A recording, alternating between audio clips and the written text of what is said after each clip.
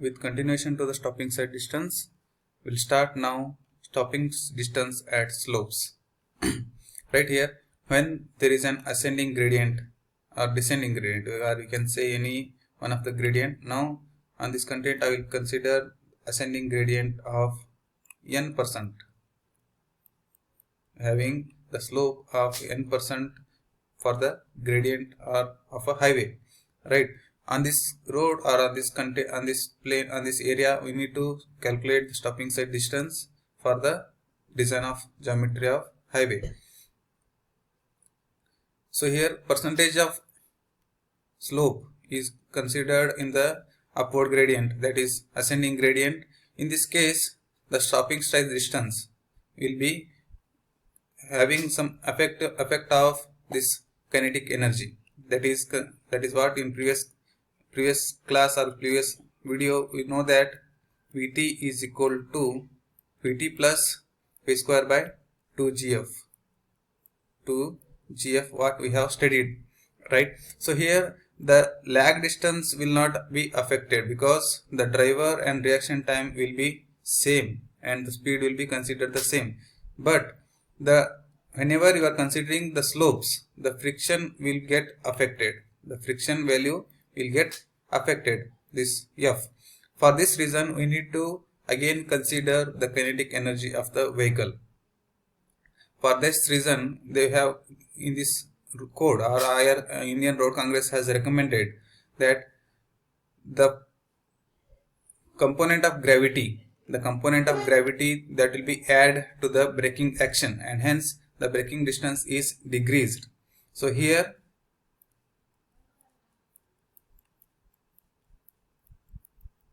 once again, so here whenever your vehicle is moving with this direction, moving in ascending direction, the component of gravity, that is G, that will get that vehicle to the down, that is at the descending point or at this point. Right here, this braking action will be affected due to gravity. That means the distance within which the vehicle needs to be stopped, that will be reduced. That is stopping distance. If in the case you are moving with a minus n% of gradient, in this case you will be having the larger distance of stopping distance. Larger way of stopping distance is to be considered in the negative gradient, or that is considered to be descending gradient. Similarly, when you are considering ascending gradient, in this case the component of gravity will pull the vehicle, and that case the stopping side distance will get decreased. But it is not same in the case of descending gradient. That is what the content is discussed over here. The same thing, that is what considered the kinetic energy of the vehicle, that is W V square divided by 2g is considered, right?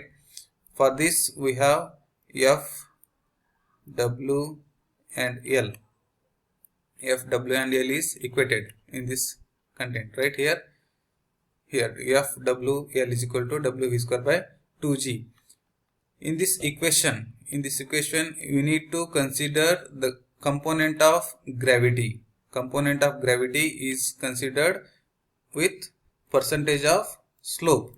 How much percentage of slope we have, and this percentage of slope is considered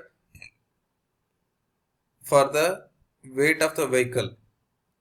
For the weight of the vehicle, then we may have to consider this effect also into the equation, that is FWL.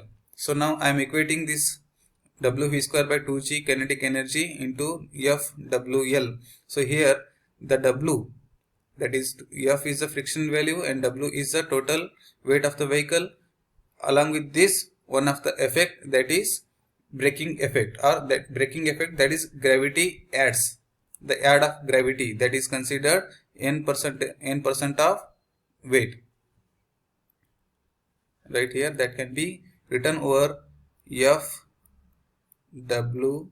The add of gravity is considered n with weight divided by 100. 100 is because we have considered 100 n percent is converting to value, that is dividing with 100, and this will be the total Fw, and then multiplying with L is the total distance, and again we are equating this to W V square divided by 2G. On this equation we can calculate the length of total length is required to stop the vehicle in ascending gradient. That is, ascending gradient is nothing but we are considering the positive sign over here, right? The same equation is given with the here, right one. Fw L is already we have studied with plain ground, right? In this case, Fw we are adding this effect of gravity to the braking action plus Wn by 100 into L. L is already we have considered here and is equating to kinetic energy. In this equation we are calculating the total length required to stop the vehicle in ascending gradient will be V square by 2G into the bracket F. This W and this W will get cancelled, and remaining with V square by 2G F plus N percent, that is N by 100. Similarly at the descending gradient of N percent, the braking distance is increased, as we have discussed here. Whenever you are providing with a descending gradient, in this case the distance need to be stopped by the vehicle will be increased because the gravity will oppose, the component of gravity will oppose the braking force. Hence the equation will be like this: F by W plus Wn by 100 into L. So here this would be negative, and again here from this equation we are considering L is equal to V square by 2G F minus N by 100. And for both conditions like ascending and descending gradients, we can have the equation for stopping side distance in meters is equal to Vt is a lag distance plus V square by 2G F. F is considered along with effect of gradient 0.01 N, plus indicates ascending gradient and minus indicates descending gradient. Whenever your vehicle is traveling with ascending gradient, then equation will be V square by 2G F plus 0.01 N. Whenever your vehicle is moving with descending gradient, V square by 2G F minus 0.01 N may have to consider here. The same thing is considered for the kmph, and here this V value is considered for meter per second,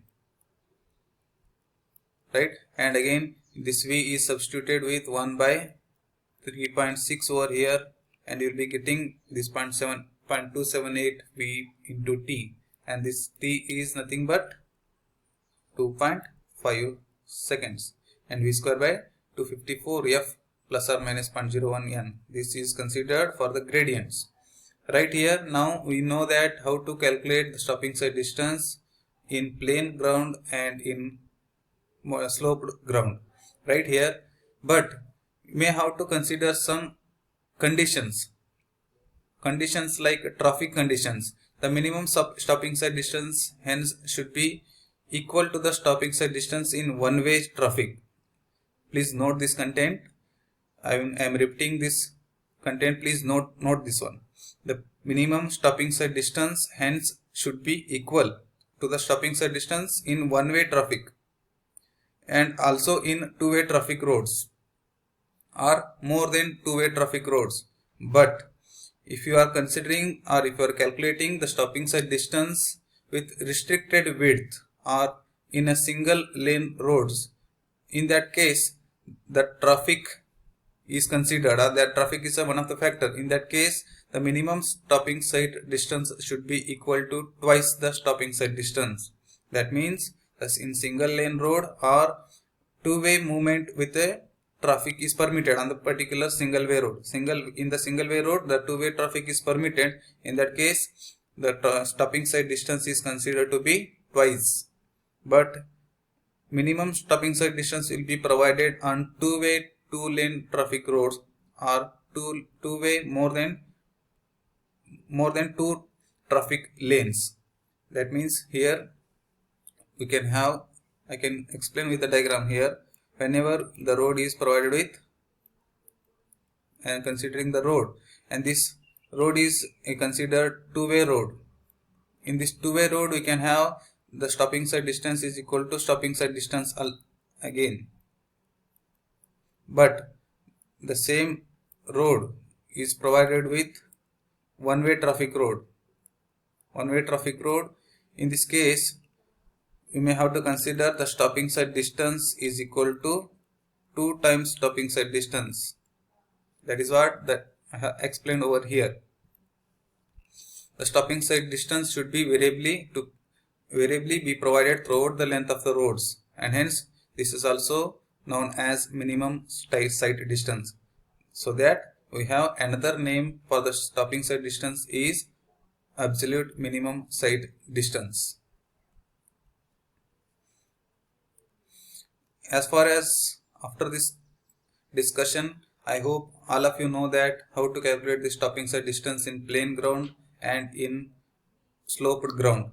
So now I will discuss one problem here that is given with speed of 50 kmph and asked to calculate the stopping side distance for the speed of 50 kmph for two-way traffic on two-lane road and two-way traffic on single lane road. The similar content is discussed right now before this in this content.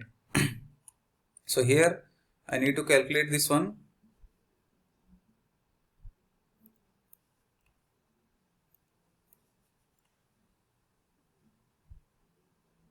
Right.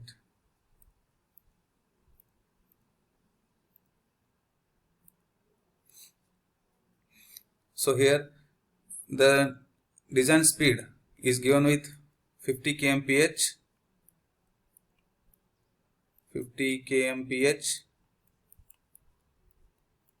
right, and asked to calculate stopping side distance. How much stopping side distance for two conditions. One condition is two-way road, two-lane road, two-lane road, and similarly for second case, two-way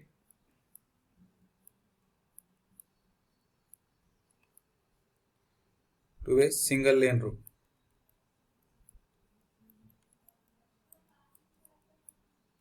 So here you need to substitute the formula.